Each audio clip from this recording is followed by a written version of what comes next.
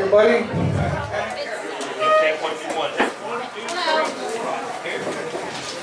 First of all, I'd like to thank you for coming in and spending your weekend, Memorial Day weekend, on the back of that, with us today. I'd like to point out a few quick people here.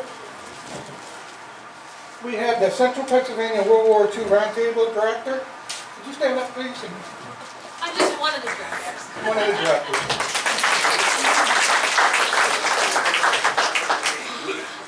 And then we have Dan Muchler. Please stand up. He's Chieu's friend. He was in a pilot with Chieu.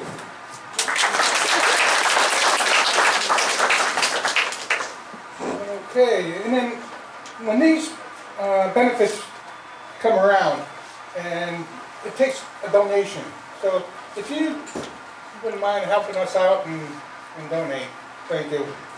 And I want to thank the Ladies Auxiliary for helping us out. Let's give them a round. And especially my wife, I have to say that. She does all my paperwork. We're putting up for you. She's the ticket lady. Oh yeah, but yeah.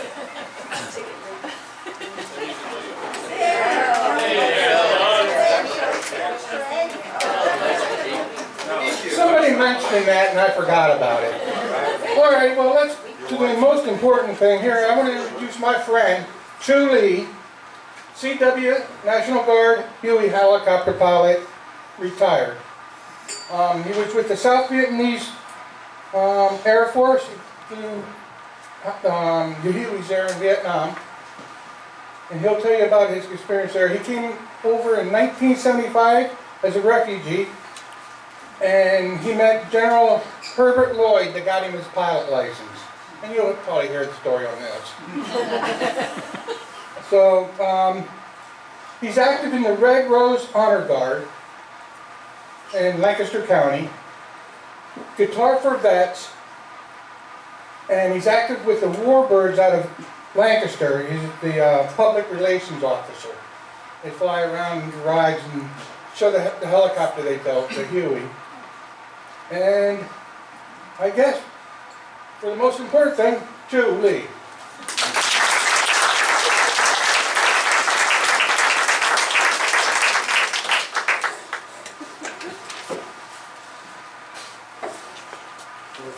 Thank you very much for your introduction. First of all, I have to make sure that you all understand my Pennsylvania Dutch accent. If you don't, then let me know. Like he said, I'm a refugee. I came here in 1975. Now the first thing, besides thanking John and Ryan today for cooking the meal for us, I have to get into serious appreciation. I like to see how many Navy men in this room. Okay, we have enough. So I'd like you to know that I owe my life to U.S. Navy for the whole life, because they allowed me to land on Midway carrier in 1975. And for Marine Corps, I don't know what to say, because they are the one who searched me, and they searched me and then throw away my life vest with a bunch of pictures in there. So now I don't have any picture that I bring along. But thank you very much for my friend to be here. He's a Marine pilot. Did I talk too much or something? It go pum there. Okay. Okay, so now I thank the U.S. Navy, I thank the American people, because without your warm welcome, we never have a life here. Because when we came over, we didn't expect anything like we have now. And plus all the difference in custom. I remember one thing, when I first get into United States, And one day I walked around, I saw a bunch of kids, and I love them. So I want to wave them over so I can say hello. But our way of waving is like this. This is come here. And I go, oh, come here. And of course, I didn't speak like I'm speaking now, so they might not understand my come here. So they just stay there and I do like this. And I was so sad. I turned around and I say, oh, even the kids didn't like us. Because I tried to wave them over and they just stay there, and I took it as imitation. Like they're mocking me, you know, because I'm doing this, they're doing that, like they're mocking me. But that is one of the big problems with the custom at that time. And then when somebody call me over and do this, I feel so offended. Because that's how you call the dog in Vietnam. So you go like this and the dog come over. So I got over on those misunderstandings now, and I thank you very much for welcoming the Vietnamese refugee. 48 years ago, today, I think I'm still in Guam. I was in Guam waiting to be flown into United States, and they asked me where you want to go. Now, most of the Vietnamese people at that time only know California. They don't know any other state, not familiar with Pennsylvania or anything at all. California is what we know. So we all signed for California, thinking that we'll be in California. Don't even know what California look like. But we signed up for that, and I think a week later, after today, I was called to board the plane, thinking that I'm heading for California.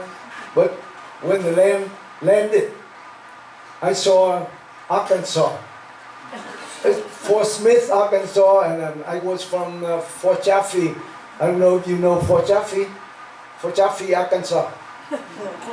That's where I was stuck there. And if I talk too much, let me know. Okay.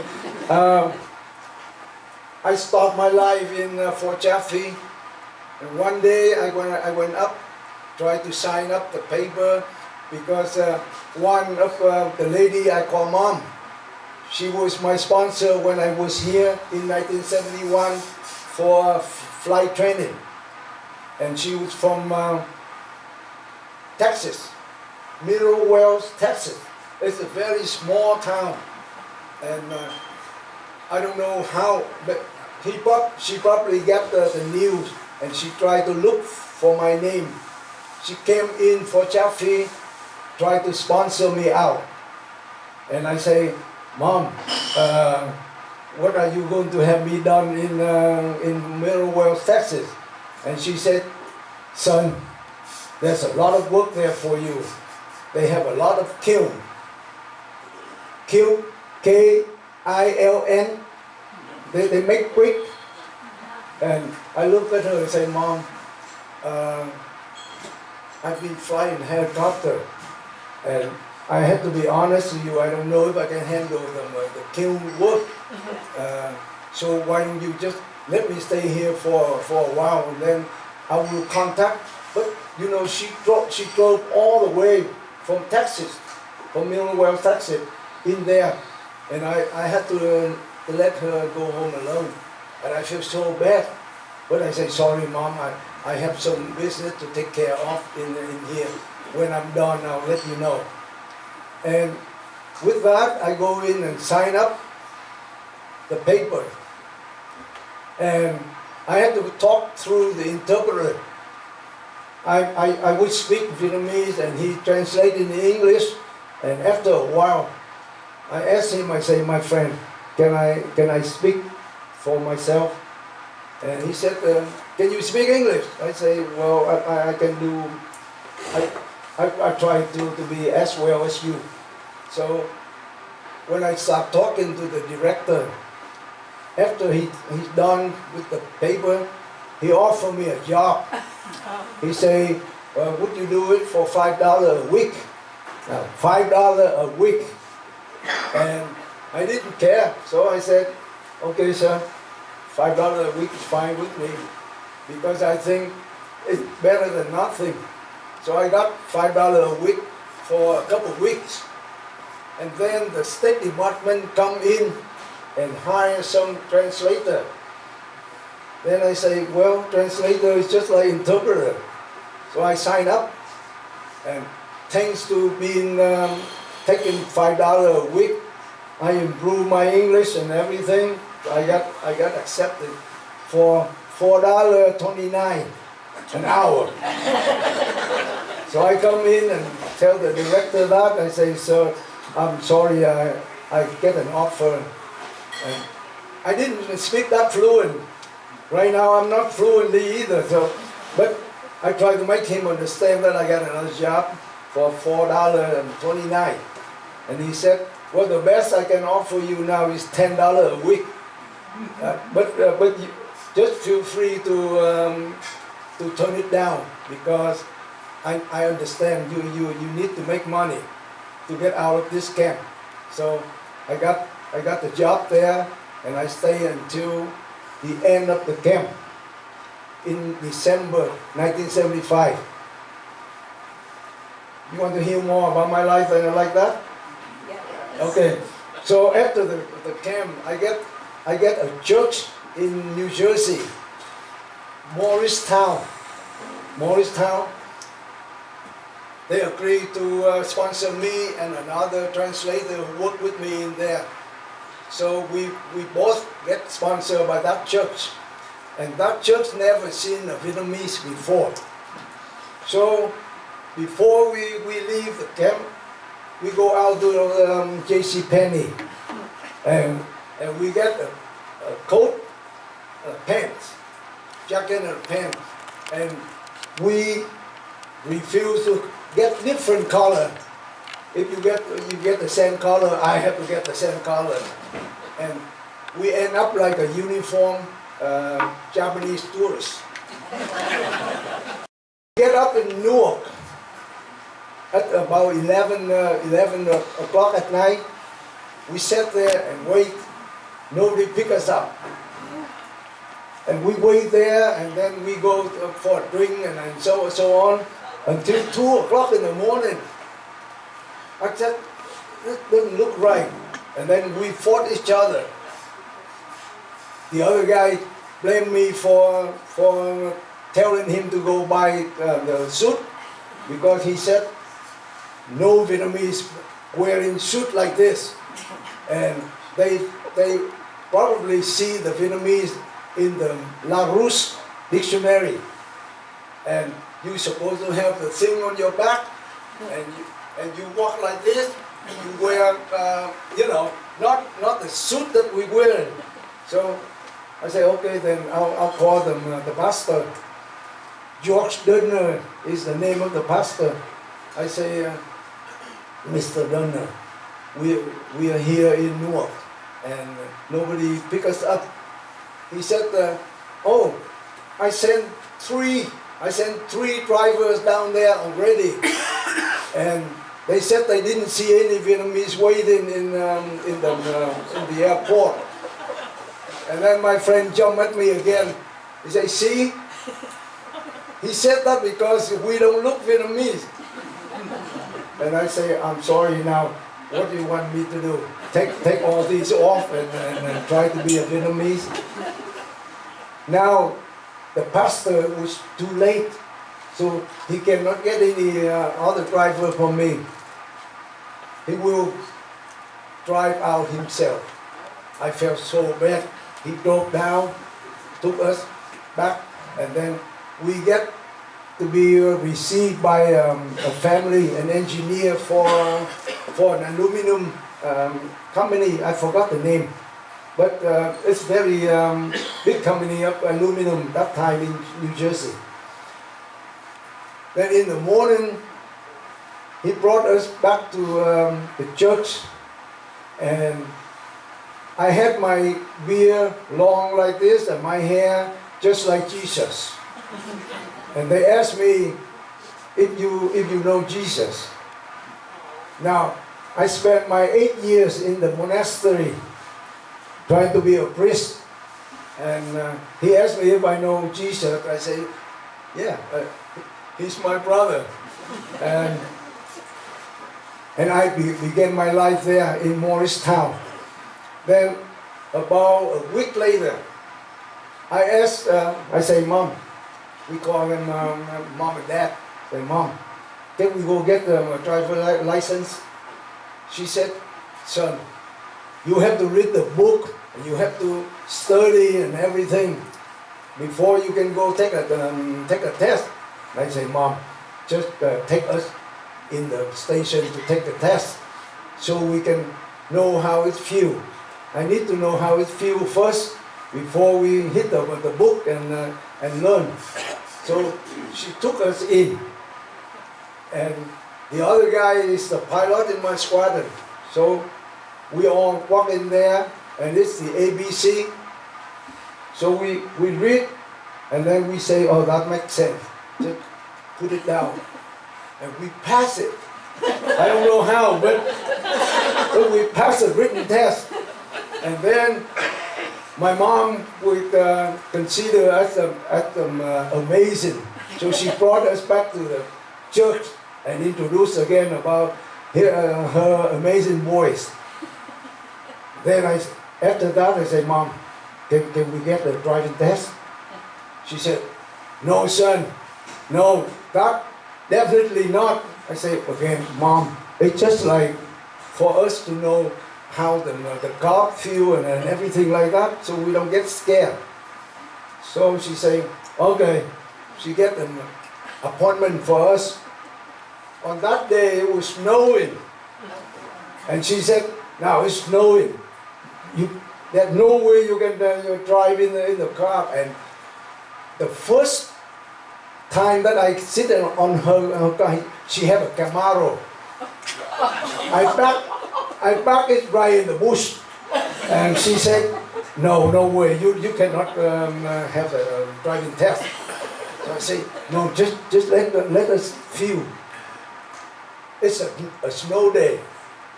She was scared, but I say, Mom, it's snow, maybe the cop won't let us drive much. Maybe he just try something easy, and then we get the license, you know. And she brought it over there. I guess didn't want to upset us or something. She brought it over there. I ran into a Vietnam vet, the cop. He said, what do you do in Vietnam? I say, oh, I'm just a fly boy. What do you fly? I say, Huey. And then we sat there and talk war stories until I remind him. I say, sir, don't take the driving test. So he say, oh, okay, jump over here. Then I jump over there, and I try all the things that I know to do, you know, switch and everything. And then he say, drive up front. Then I drive up front. He say, can you do parallel parking? I say, yes, I do parallel parking. Then he say, okay, drive up, make me a U-turn. Then I drive up, make a U-turn. That's all I had to do to get the license.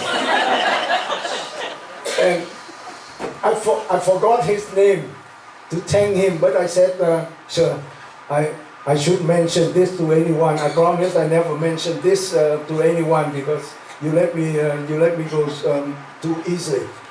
And he said, no, you can do it. And good luck. Then I get them, what do you call that? The learner permit. I got a learner permit. And then my friend get the same thing because whatever I got, he got.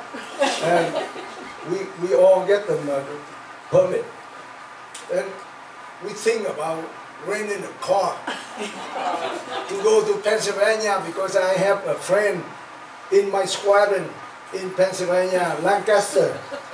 So we check the map and everything, we know how far it is and everything. Then we go out to the car rental. I was so lucky. I saw a lady, and we call her mom too, because any lady who sponsor a Vietnamese, we call her mom. And she was with a little girl. And I know that little girl. I met her on the ship in the ocean. So I ran into her and I ran over and talked and everything, and she introduced us to her mom. And the mom asked us if we need any help. I said, Mom, I don't know how to rent a car. And she asked, you have license? I didn't know, it's just a learner permit, okay? I didn't lie to her, but I said, yeah. And she said, okay, come with me. And she did all the paperwork. We just paid for the deal, and then when they asked me where we go, I was afraid that if we say Pennsylvania, it would be too far. They won't rent the car to us. So we say New York. And then she said, oh, I'm going to New York too, so you just follow me after this. So, then I said, okay, Mom. Then we follow her to the exit. She go New York, I go Pennsylvania. And I saw her stop the car, jump down and wave and everything. And we feel bad and we fight each other on the way. Right? It's you who caused that. You told her to, why did you say New York? Why did you say, anyway. We get to Lancaster, and I figured she waved a little bit and then she had to take off too. It was cold. So then I got to Lancaster. Then my friend was waiting in Host Farm. If you know Lancaster, you know a restaurant called Host Farm. It's like a place for a visitor to visit. We were accepted in there, me as a busboy, and my friend as a waiter, because he can speak English. And he didn't tell the maitre d' that I can speak English, so I have to be the busboy. I bussed for a couple of weeks. And then I got in a fight with a Puerto Rican friend in there. Just a small fight. But then we get over to the maitre d', and then he talked his case and I talked my case. And then the maitre d' didn't pay attention to why we fight or anything. He said, you speak English? I say, oh yeah, I thought so, because I've been speaking English almost all my life. So he said, why did you tell me? Then he made me a waiter right there. I got promoted. So I waited the table for half year. Then one night I sat in a bar, and I saw an old man walk over and say, you alone? I say, yes sir, I'm alone. Don't have any family here? You just came over? Yes sir, I just came over and had no family. So he sat down and talked to me, and we share a couple of beer. And then he asked me, what are you doing? I say, I'm waiting. I'm very proud saying that to him. I'm a waiter now for Host Farm. He said, why don't you apply to work in Armstrong? You know Armstrong, the company that make ceiling and floor. I said, I tried by that a couple of times, but I saw a big building in there. I don't know what's going on, so I didn't dare. He said, no, tomorrow, I just retired from there. So tomorrow you drive down there and tell you to give you an application, and you fill it out all you could, and they will see if they can hire you. So I went home. The next morning I worked breakfast, and then I get home, put myself on a 3-piece suit, because it's so important. That big building there, I show up in 3-piece suit, and then I found out I was out of what you call that, out of fashion or something. Yeah. And she called me in and say, what can you do? I said, I don't know. I don't know. I guess if you teach me anything, I do it. And I promise you I can do it better than the one who teach me. So they called me a week later. A week, I get in there. And then I come in. The first job I got was to cook an adhesive for the floor plan.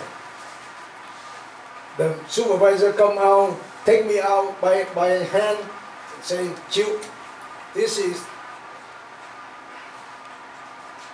the drum. Oh, this is the drum, this is the pail. Drum, pail, pail, drum. Did I go too fast for you? I said, sir, I don't know how fast can you go, but you can be a little faster than that.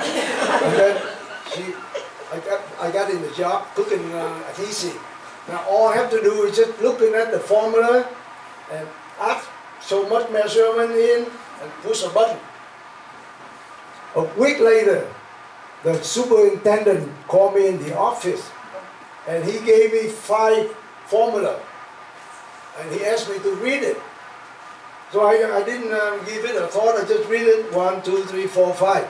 And then he gave me the number 4. And then he gave me the number 2. And then it dawned on me that he didn't think I can read. So I say, sir, I don't know too much languages. But if you want to translate this in Vietnamese and French, I can help you with that. Don't you think I can read the formula? And he turned all red because he didn't think I can read the formula.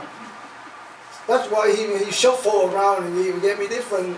And I say, sir, if I'm good enough to remember everything by heart, don't you think that I'm very super? But I assure you I can read. Then after that, they have the class for electrical. I signed up to be an apprentice, and he let me go right away. He said, okay, you can go. I go in there, I run into a Vietnam vet, and I run into a Canadian. Canadians start talking to me in French. And then I spoke back to him a couple of phrases, and then I explained that I haven't speak French for a while, so I think we better do English. And then we do that, and I went through 5 of them, 5 interviews. And I'm the only minority in the group. They have all white, no black, and they explained to me that I'm the black and the Puerto Rican. I didn't understand it at that time, but I said, yeah, maybe my skin is different than them. So I had that company never changed my work until I get until 1985. I signed up for Indian Town Gap. I went to the graduation of my sister-in-law at the time. Her name is Eugene. She's the first Vietnamese woman graduating from West Point. So I went up there and I saw a general who used to be my father-in-law advisor. He was the advisor when he was lieutenant, and now he's a general, General Herbert Lloyd. I don't know if you know his name, but he's the head of the mountain in what you call that? The mountain. The mountain division. General Herbert Lloyd. He just passed away a couple of years ago, and my father-in-law also passed away 3 months ago. That's how I get in Indian Town Gap, and then when I report in Indian Town Gap, they asked me for proof that I was a pilot, and I explained to them that I ran away in the middle of the surrender, so I refused to surrender, so I'm here without any paper. They say, well, if you don't have any paper, we have to think up some other way. Then they decide to drop me down to E5 and send me to flight school. And I say, well, I understand E5, you have to do things like mess hall and guard and things like that. I don't know anything about that. So if you drop me down to W1, I'll take it. Because they gave me the W2 at the time. They dropped me to 1. And I asked them if 1 fly. They say, yeah, 1 less responsibility than 2. And I believe them. So I signed up the paper, taking 1. Then, like 6 months later, I really wrote the letter to my half-brother in Vietnam. I said that I use a fake name. I say, I met your brother over here. And I understand that he needs some kind of paper to prove that he's a pilot. But now he has no paper to prove. So if you happen to still have some paper, please send over. Then about 6 weeks later, I got an envelope from a fake travel agent with 5 negatives in there, not signed by my brother and my half brother. I opened it up. Sure enough, it's my license, my wing, and all kind of paper that issued for me in Texas before. Then later, I say later, it's about 10 years later, they let us write a letter and everything. He explained to me that he got the letter from me, and he knows that it's from me, not from anyone. And he said it's lucky that when the VC come in, anything in English, he put it in the paper, in the plastic bag, and he hide it up in the coconut tree. He hid it up there, and he forgot all about that until I wrote the letter home.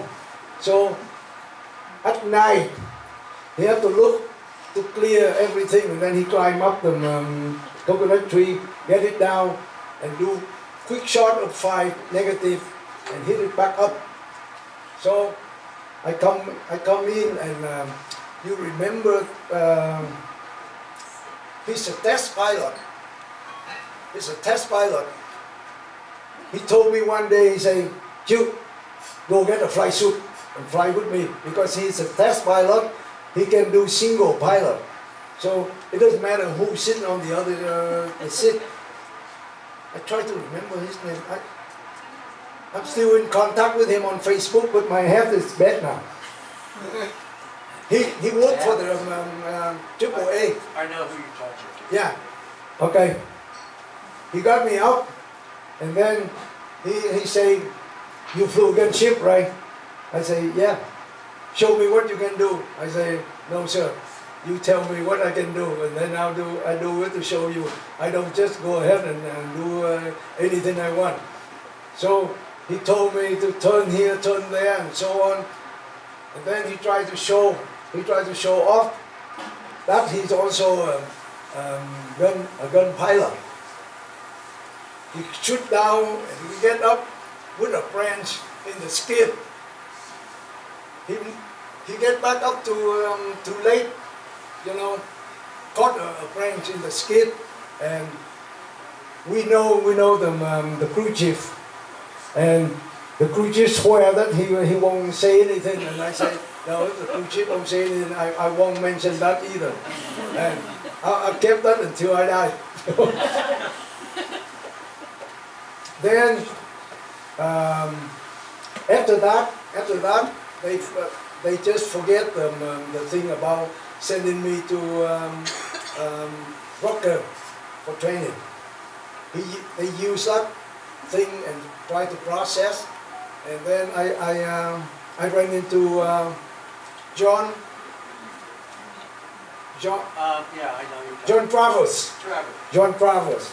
He was president of the VVA in Harrisburg. So he got me over there one day, and he say, this is a friend of mine. He's a Vietnamese, and I want him to be a member of the VVA. Can you vote for that? The reason I need a vote because I don't qualify to be a Vietnam vet. I was just born there, but I didn't fight with the American military.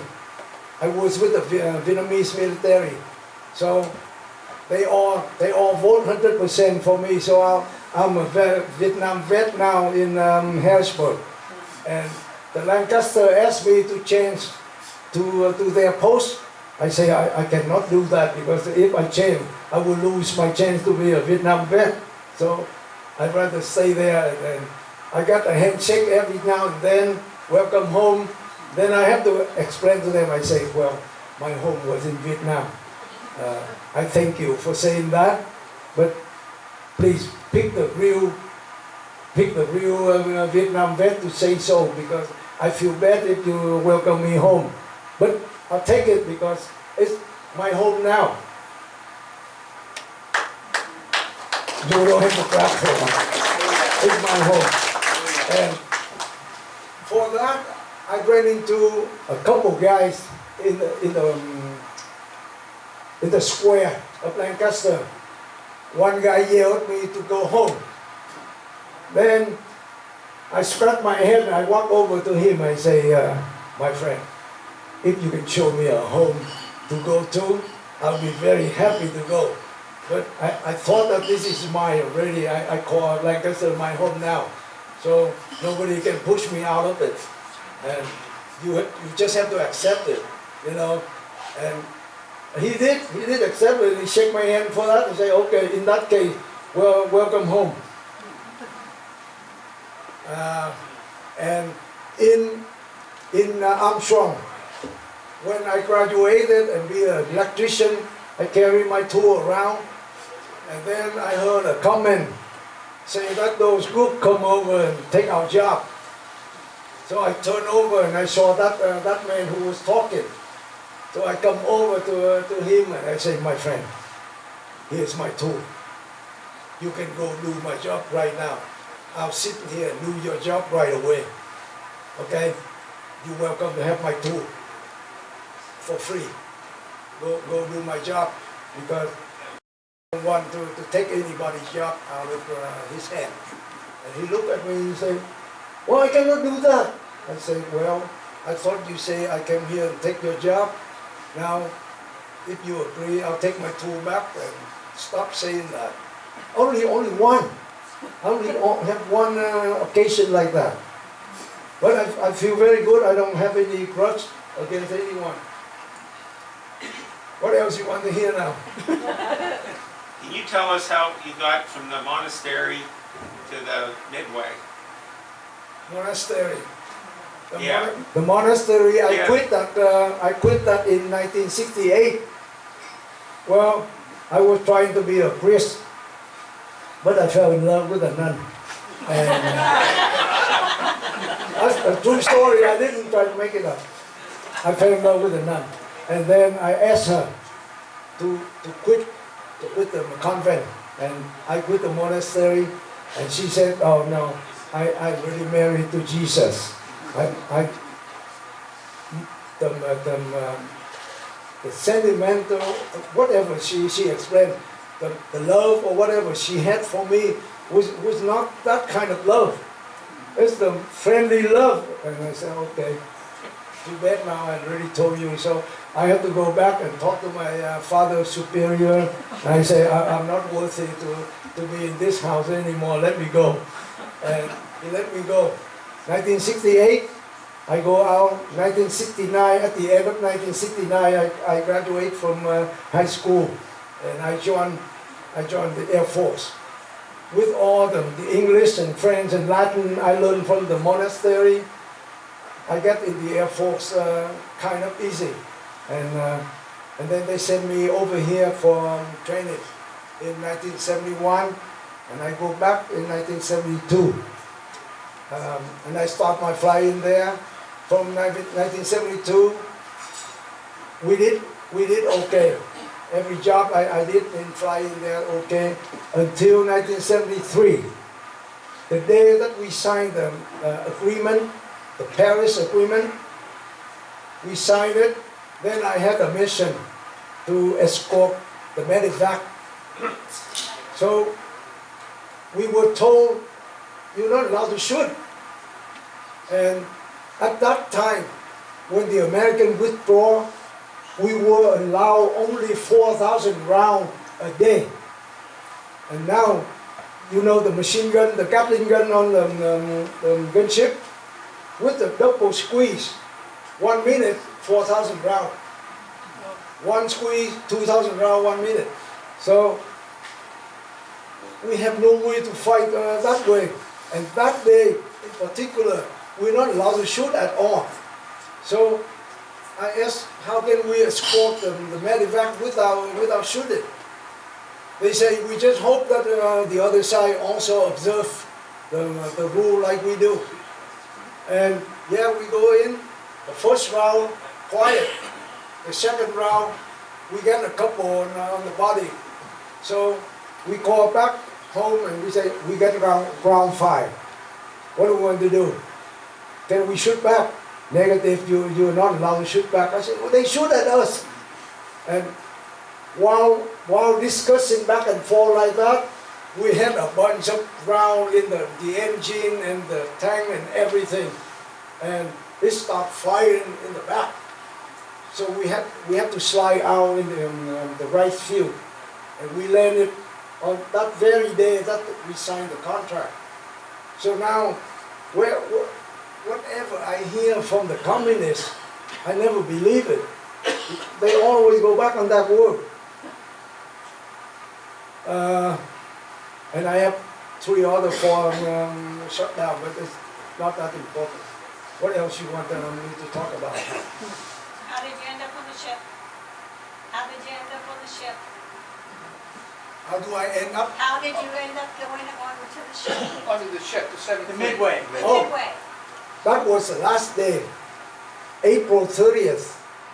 We were still believe that Cantor, it's right here. We believe that we can hold Cantor because Saigon already collapsed, but Cantor is still in good shape.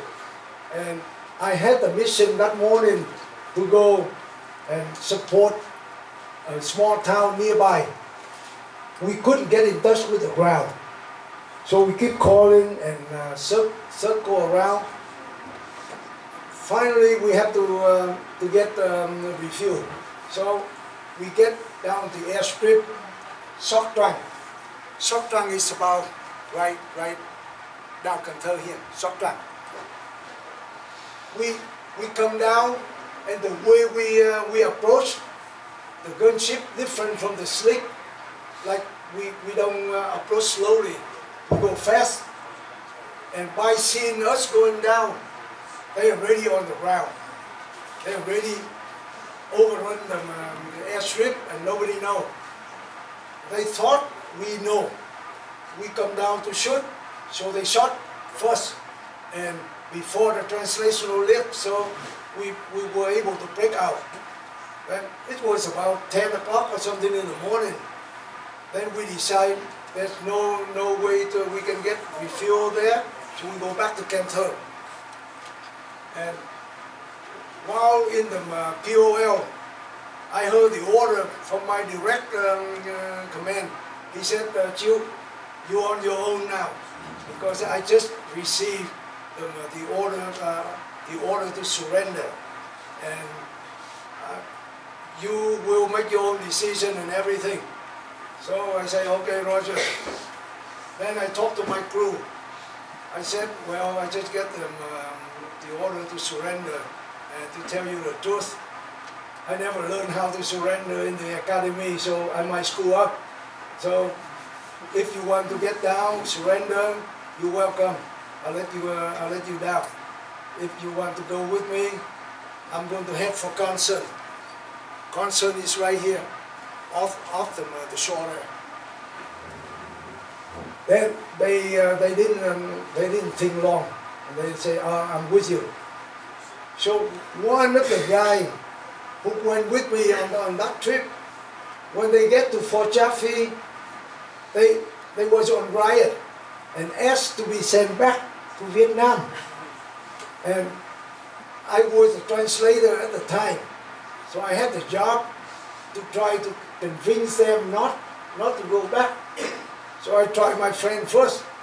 I said, well, you're my friend, you're my buddy. I'll try to convince you to stay. If you could, then I'll go on with the group. But if I cannot convince you, I'll give up. And then I told him, I say, why do you have to go back so early? We just get here. And he said, oh, I miss my wife and my little, only like a month-old boy. He said, I miss them very much. I say, my friend, what if you go back and you don't see them? He said, I just need to see their face and I can die. I said, well, in case you go back there and you don't see them and you have to die, what do you feel about that?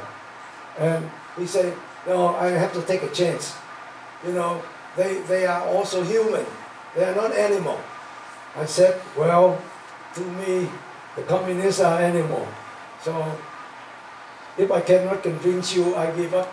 And he went back. And just like I said, they have them bandroll, they have them, what do you call that, the flyer and everything, welcome home and everything. But nobody in the group can see the family member. And they put them in the covered truck. They don't know where they go. Put in the envelope truck, took them to the what they call concentration camp. And some of them come back here later because they kept them for like 7 years, 8 years or something like that, just because you might be CIA. Anybody who come here and they want to arrest you, they call you CIA. And if they label you CIA, you have no way to avoid. They try to avoid, and they try to label me that last year when I went back with a group of Vietnam vets. They asked me, why did you bring the American back? I said, hell, I didn't bring any American back. I go with them. I follow them. Who do you think I am? How can I bring the American back? And they didn't believe me. He kept asking me, he kept talking about something else, and then go back to why did you bring the American back? I said, I told you 3 times already, I'm not bringing anybody back. You want to arrest me now? Arrest me, but that's my answer. Then they let me go at that time. They hold me back 10 minutes after everybody went. Then the last trip I went because I have some relative want to be baptized. So I went back there, get them to have baptized and everything. When I get out of Tan Sinh Nước, they kept me for 1 hour and 10 minutes. They just let me sit there, nobody talked to me. And I look at the camera on the corner. I start getting my phone out and I call. I say, well, I have the feeling I'm not going to go back to America. I have to go back to your house now, so get ready to bring a car over and pick me up. And I call about 5 of my friends and family. And amazing, they have all those numbers. After I call anyone, they call that person. And see, but I talk real loud. I talk like I'm talking now. So then 10 minutes later, they come out and tell me that you're not allowed to use phone here. I look at them and I say, well, why didn't you tell me that earlier? Why did you wait until I make all the phone call and you say I can? I'll tell you what, you get a piece of paper and you put down why you pull me in here and I sit here for 10 minutes, nobody talk to me, and And now all of a sudden, I'm not allowed to use my phone. Tell me the reason, sign your name, your badge number. I'll put it in my pocket and I put my phone away. And the reason I talk to them like that, because I was told by my friends who run into that situation before. He told me, you have to talk to them like this. You don't serve them or anything like that, because if you serve them and you show your respect, they will jump on your head. They'll step on your head. So I tried that, and it worked. He didn't mention about my phone anymore. Now he come out, he sit down, and he said, where did you go and who did you talk to? I said, hey, I'm back here a month. How the hell I remember everywhere I went and everyone I talked to? Then he said, try us. I said, okay, if you want to hear, it may be hours. He said, we have time. So I told him everything, and then he said, you missed one. I said, hell, you know everywhere I go, and I miss one. Why did you ask? Waste my time. And he said, I just want to see if you're honest. And then I said, okay, now I'm honest enough, just miss one. What is that? He said, the hero, their hero, not our hero, the hero's cemetery. And I was quick. I said, hey, this was the cemetery. I went in there to visit my father's tomb. And nobody's there to talk to. You told me to tell you who I talked to. Nobody in there to talk to me, so I don't have to tell you that. So, and then he said, okay, 10 minutes. I said, you already gave me a lot of 10 minutes already. So he went in, 10 minutes later he come out, and he said, you clear to go? I said, no, I'm not clear to go. You have to have someone take me to the front of that line. I'm not going to get in that long line, but the line is miles long. So he get one police officer to take me out there. And he said, okay, uncle, you can go. They call me uncle because I'm too old, I guess. So he said, uncle, you can go. I said, no, I cannot go yet. I still have to go through that luggage check-in.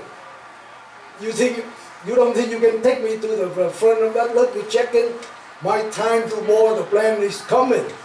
I only have half an hour. So he took me to the front. And I come back here, and I'm planning to go back this November just to see what happened.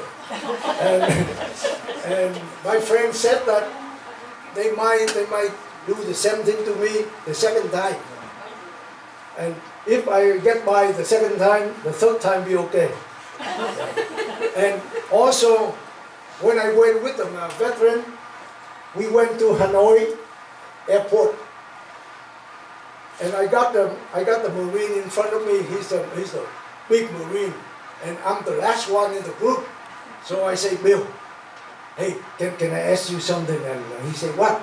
I say, well, I know you are Marine and you're big and everything. Can you cover me on my back? You know, you step, let me go in front of you, and then whatever booth I walk to, you just stay there and fix your eye on that booth for me, because I'm not going to give them any money.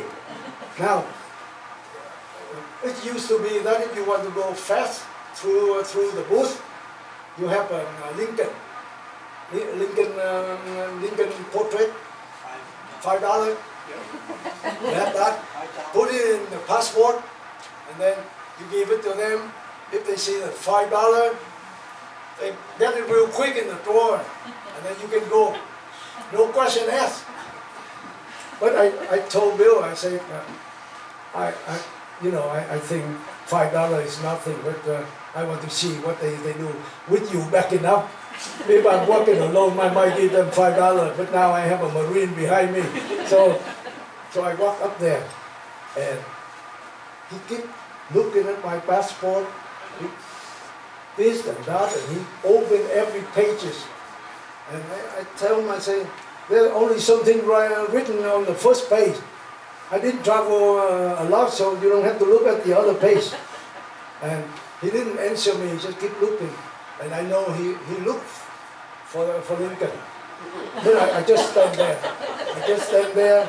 And then he glanced up and he saw the Marine watching him closely. And I don't know how he signaled his friend on the next booth. That guy come out, hey, American, hey. And we'll just stand there ignoring him. He fixed his eye on me. And later I say, hey, I don't have a challenge coin, the Marine challenge coin to give you. But you know, I admire that very much. You are very good, and you saved my life. But I think if he waited a little bit longer and he didn't see any money, he have to let me go because I'm with the group. And all the trip, the veteran always worry about protecting me. When we walk out the street, he said, Chieu, walk in here, let us walk outside with you. And I say, guys, remember, I look just like them. nobody know that I'm from the outside in. So you let me walk and nobody will pay attention to me at all. They pay attention to you.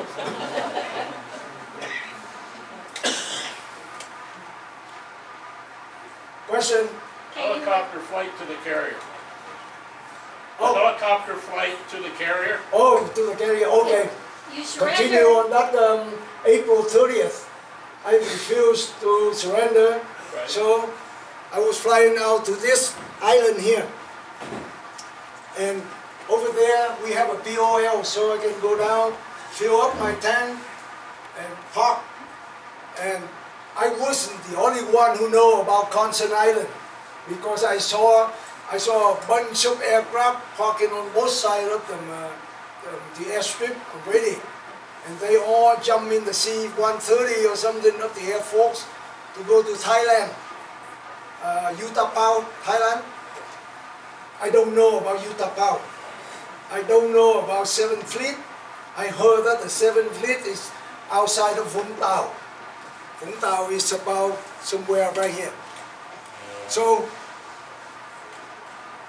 I told myself, I said, well, I have 2 hours and a half fuel tank. I will plan to fly maybe an hour and 10 minutes or something, now 15 minutes. If I don't see anything, I come back and get refuel and keep doing that. Thinking about that like that, and that island is also the place that they keep the VC prisoner. By that time, all the prison already open. So if I stay there around, I'll be in their hand. So I have to take off. I get in, start the engine and everything. I thought that only me taking off and see what's going on. I try to pull and pull and pull, and nothing moved. And then I look back. I said, I cannot do this, so I turn the engine off and try to explain to them. I say, well, I'm just a pilot. I don't know anything about where things are, and I'm just like you, but I have the helicopter, so I plan to go up, and I will try to see if I see something. If I see something, I'll come back and pick you up. And they look at me like, yeah, you know, like I lied to them. And then while I was talking, my crew come back, the crew chief, and the co-pilot already ran away with them, the Navy. They have a Navy ship at the end of the runway there too. Then the other in civilian jumped in the left seat, and I know that he's a captain in my squadron. So I said, okay, he can be my co-pilot. Then nobody want to move. So I asked them to dump all the luggage and everything, and then they do it. They throw away the suitcase and everything like that. And we also have to jettison all our ammo, the ammo that I saved for months or year to get that, because 4,000 rounds a day. And I just report 4,000 rounds a day whether or not I shoot it. And I add it up, and I have like almost full tank of ammo. And I have rocket pod full. Didn't have a chance to shoot anyone. So we have to jettison that. Drop them all off. It's still too heavy to lift. And I pull it up, and like I said, the guy say, "You're 60. 50 first." He say, "You're 50. I say, "Okay, not enough yet." I'll pull up, and he say, "You're 60. I say, "You feel any vibration? You know, we got a good helicopter here. No vibration." I say, "This is the last flight." I brief him. I say, "In case you need a briefing, this is the last flight, and we don't have to report on book or any log book or anything like that. This will be done." So we just pull anything we want now. See how much we can pull. So, and I talk to God at the same time. I say, "God, I'm happy in my hand. I don't know how many people in the back, but I couldn't pull it up, and I'm over talk now. So try to help me out. At least lift me up at the end of the runway, and I'll thank you very much." And with that, I just slide, and it was a PSP plate, the thing with a hole on that. And again, I say, "God, watch my nuts, so it won't get caught on those holes." So, and I just go slowly and slowly, and then I speed up a little bit. At the end of a runway coming up, I say, "God, the end of a runway coming up, I'll just pull whatever I want here." So I pull up to 67, and it starts shaking.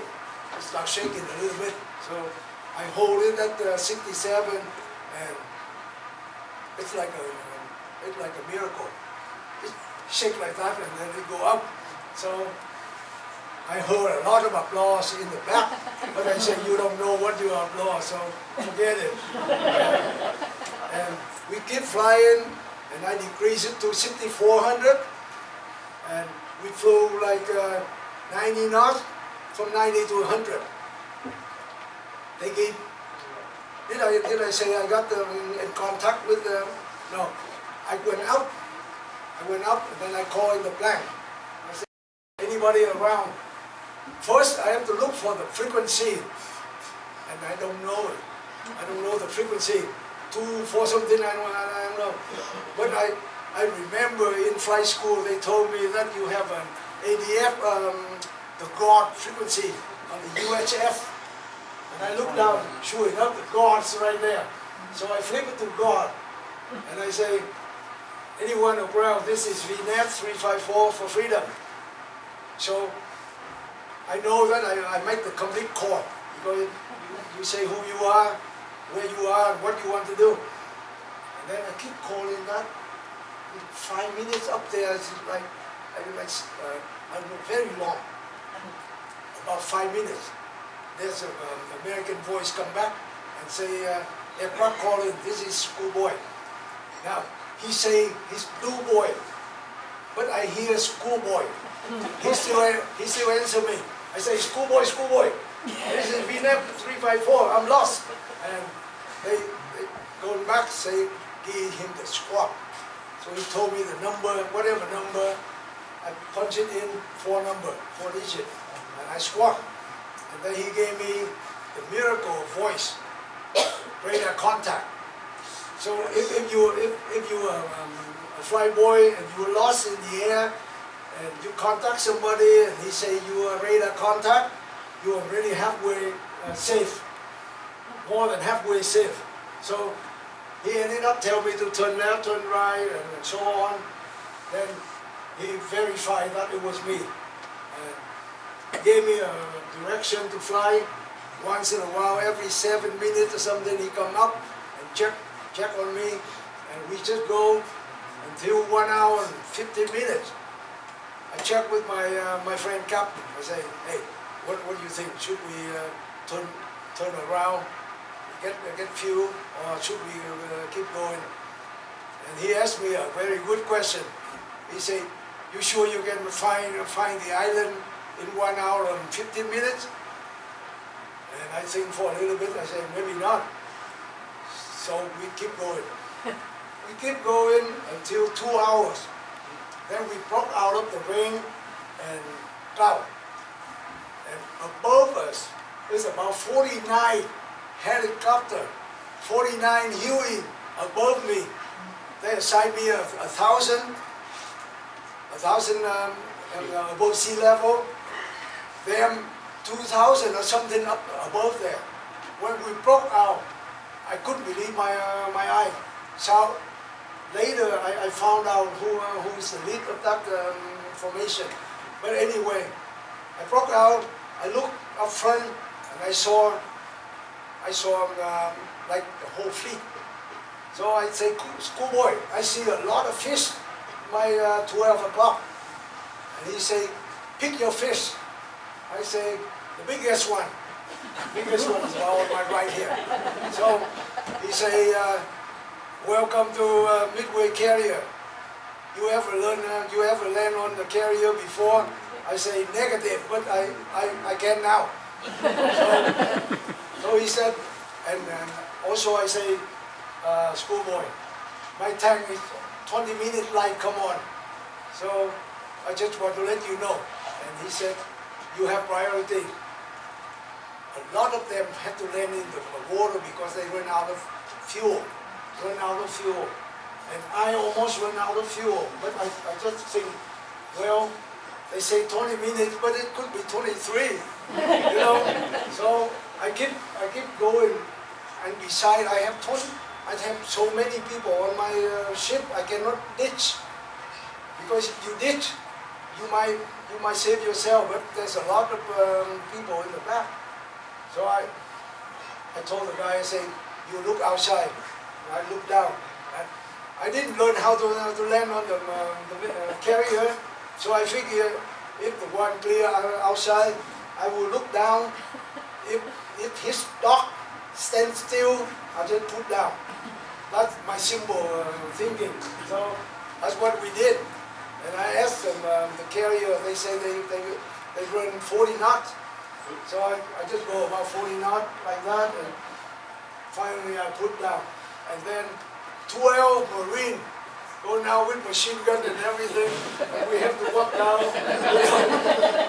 4 of us walk down first. He got my life vest. My life vest when I get down on Midway.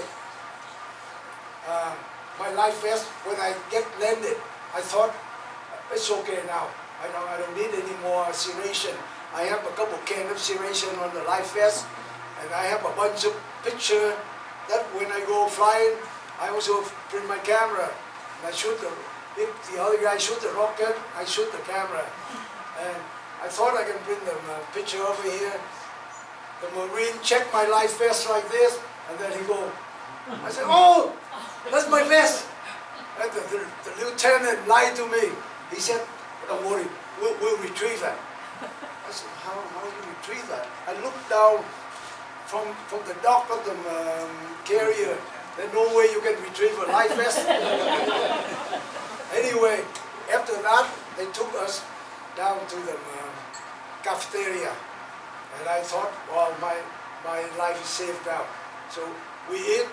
Then they transfer us to a commercial ship.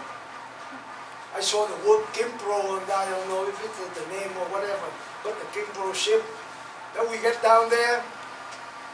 On the way, I was by myself, and I'm supposed to be down there because if you don't have a family, if you are single, you have to be way down there. In case you, I don't know, but you cause riot or something like that. But a lady, at that time, she was about 40, 45, and she asked me, who do you go with? I say, no one, ma'am. I'm by myself. She said, you want to go with my family? And I said, oh, family, you can sit up the dock. You know, like, okay.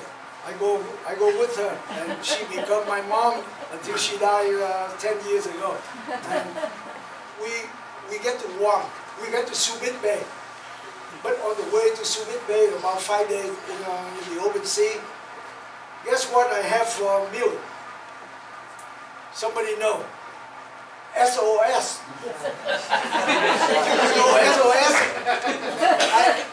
I asked him, the guy on the ship there, I said, what do you call this? He said SOS, and I remember that. I don't know what it stands for, but SOS, the brown stuff, they drop in with them Chinook. The Chinook carried over, and it's very big. They drop down, and it fit thousands of people on the ship there. I mean, close to 1,000.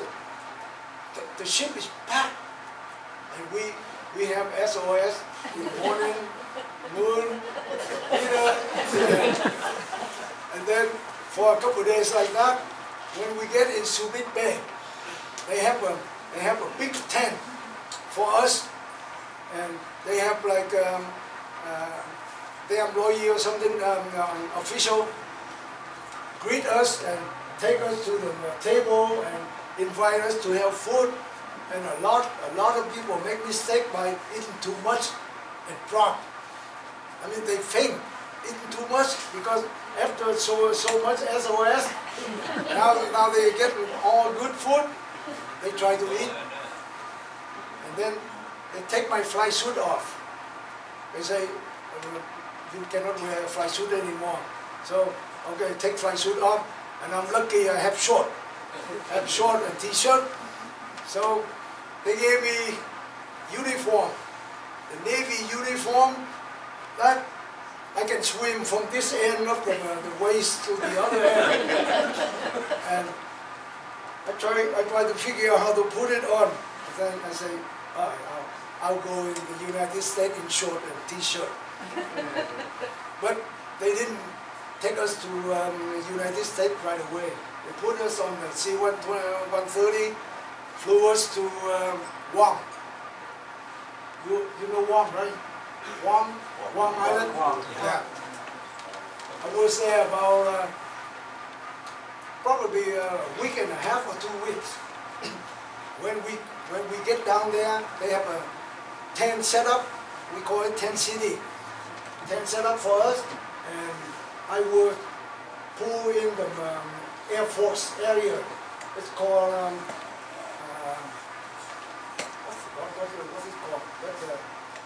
But it's belong to the Air Force, and I have a little folded thing to lie on. Cot, yeah. I'm there, signing up where you want to go. I already told you that we all signed for California, and we end up in for Jaffe, Arkansas. And anything else you want to hear?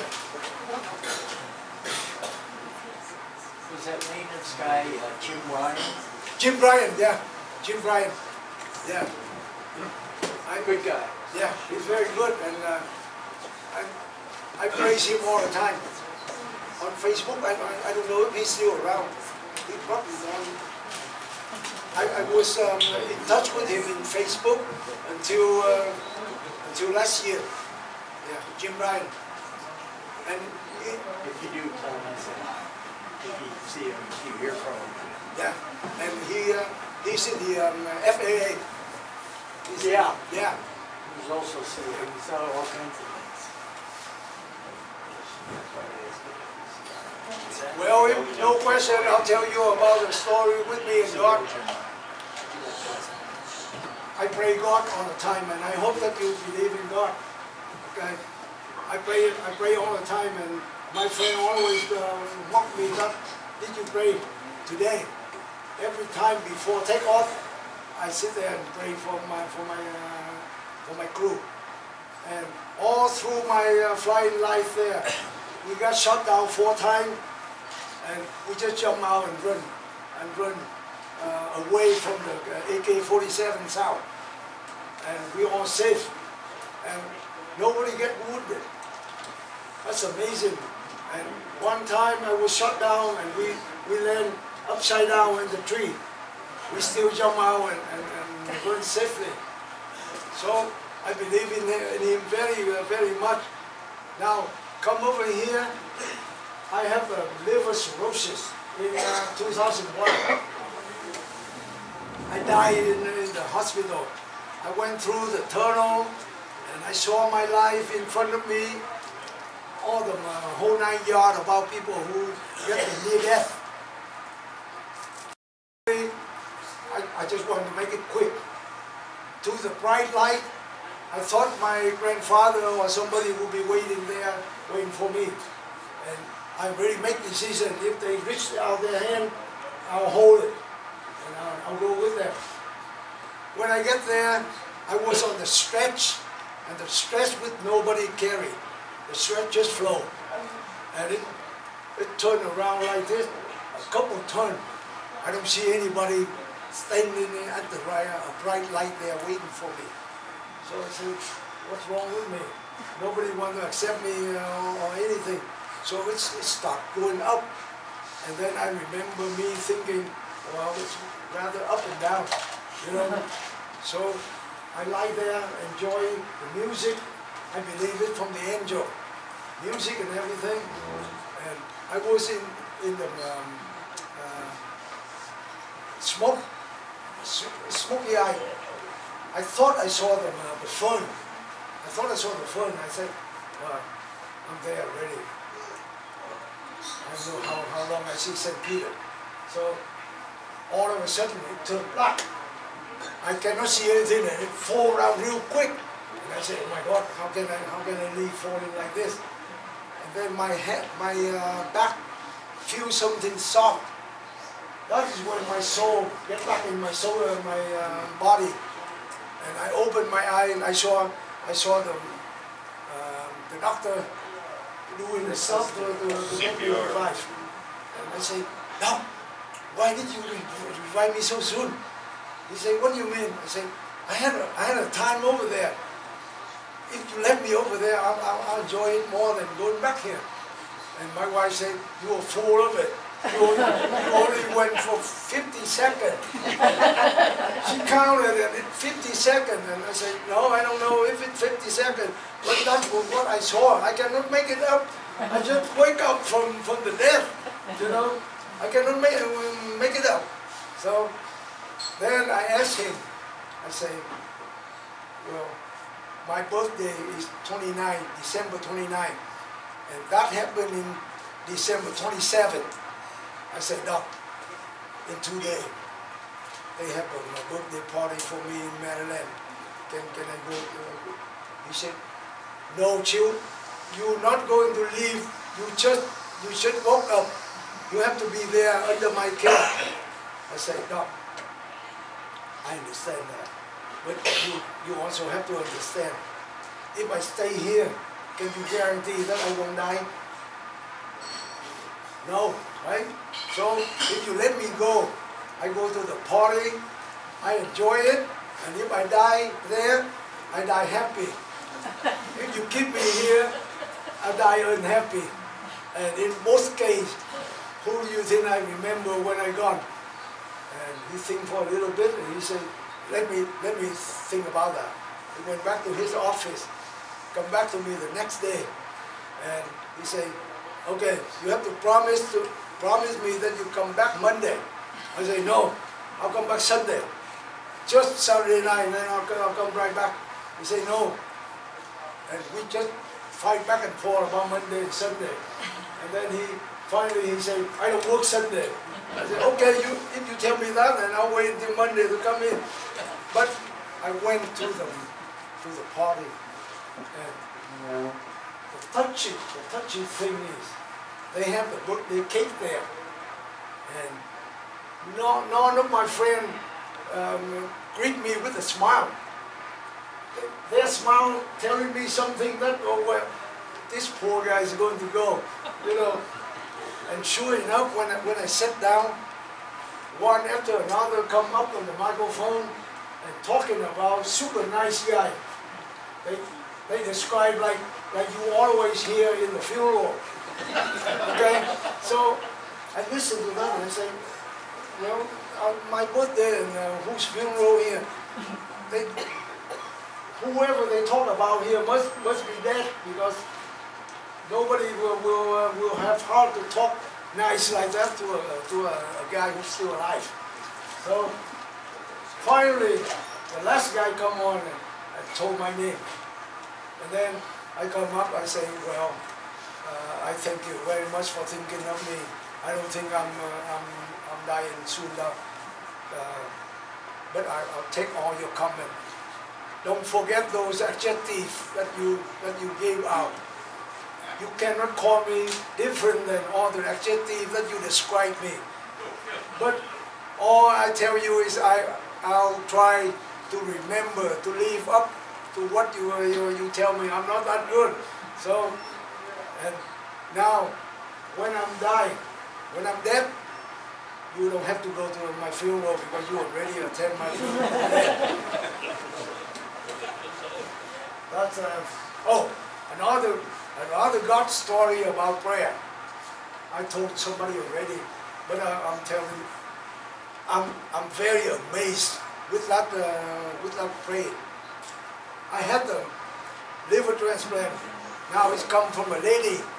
In 2002, she's 34. I got the liver only like 8 hours overnight. I come in the night before, next night I have the new liver. And I have 6 grenades on my side. You know, look like a grenade to pull out all your blood. And then a Samsonite, the breathing machine. They have the stick in my throat to help me breathing. Then they told me that they will take that off soon. And then I can only eat when my stomach wake up. I say, how do I know when my stomach wake up? He said, well, you have to pass gas. You have to pass gas. That's the sign of stomach that wake up. I say, okay, how long does it take? He said, about 36 to 48 hours.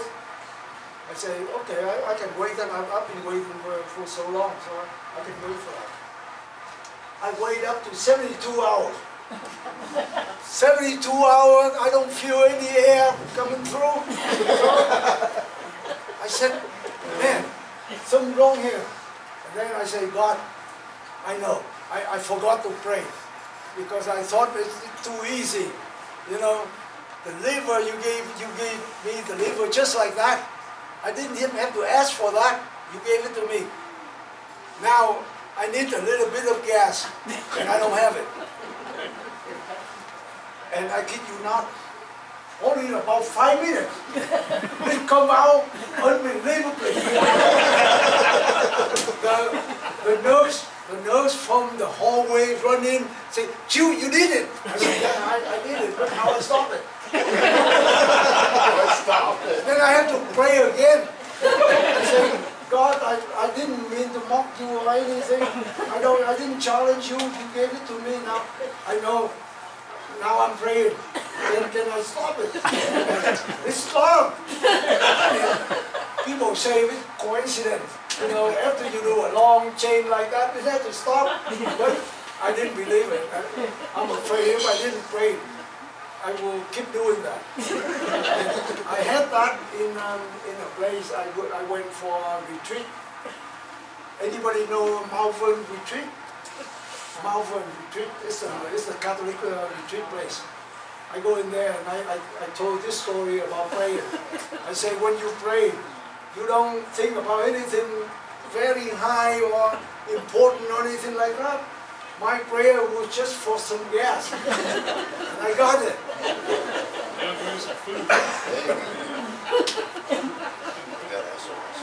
I hope I didn't bore you to death.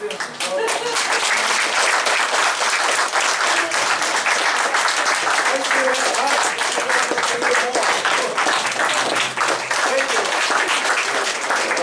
you.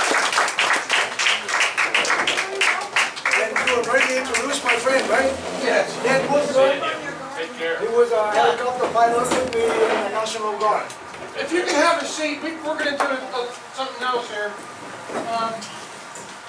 We want to thank all the veterans here, and we want to give out a hat for the veterans. And can we have the two oldest vets here come on forward? I think it's you, Mr. Head. Nope, we're young guys. Mr. Head, could you come up, please? And where's the other one? Huh? Oh, they left. Oh, okay. Wow. Call that. You're really... This is our oldest vet. He's a Korean War vet. He was a medic in Korea. So let's give him a round, please.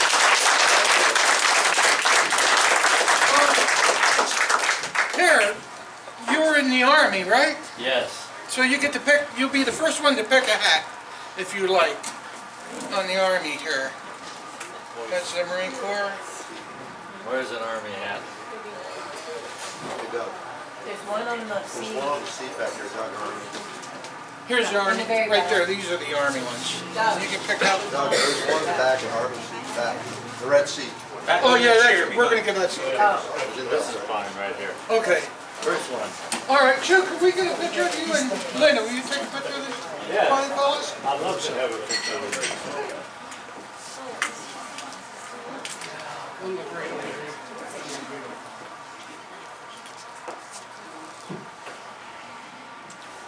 All right, and then our next guest, I guess, would be, would you come up and pick a helmet, a hat? He's a Marine. Yeah. No, he's Army too. Yes, I was Army too. Well, you can have, So you had two. you can have any, well, one Marine and one Army. yeah, you can take any one you want. Yeah. Thank you. Thank you. And then now, who else is a vet? How about the youngest? How about the youngest one? Yeah, the youngest one. Yeah. Youngest one, come up for a hat. If we can have all, and then right after this, we'll have everybody that's a vet come up and pick a hat out, if you would, please. Thank you, thanks. And we want, and the American Legion wants to thank all our vets here. Your Army, right? Yeah, I'm armed, but it's it. You did very good. I remember what I talked about. He could be, we don't know. I knew everybody wanted to know how you married him, you know. I know, it can't. Just let me. And I just wanted to make sure once you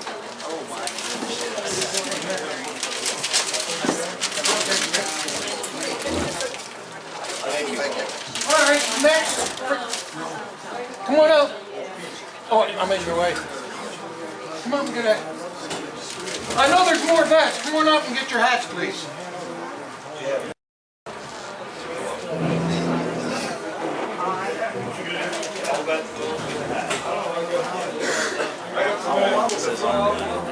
Here, come on. Your Army's right on here.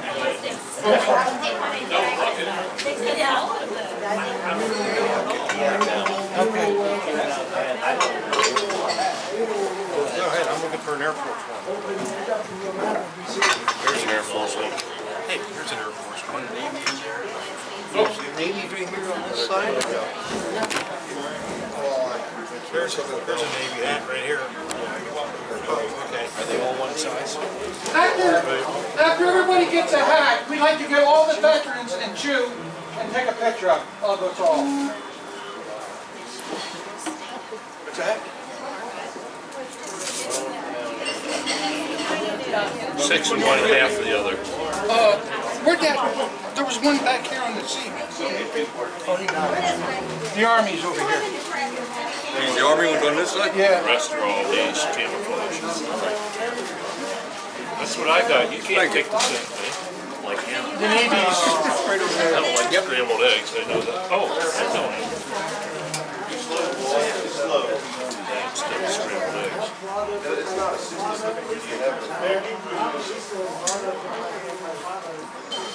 Can't make up my mind which one. They're nice hats, aren't they? Yeah. Tell me which one are you looking for? Maybe. Yeah. Oh, so you either this one? That's these ones. Well, that's just veterans.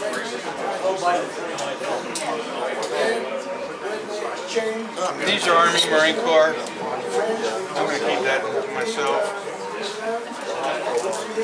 This is an Ivy hat, so that should be blue.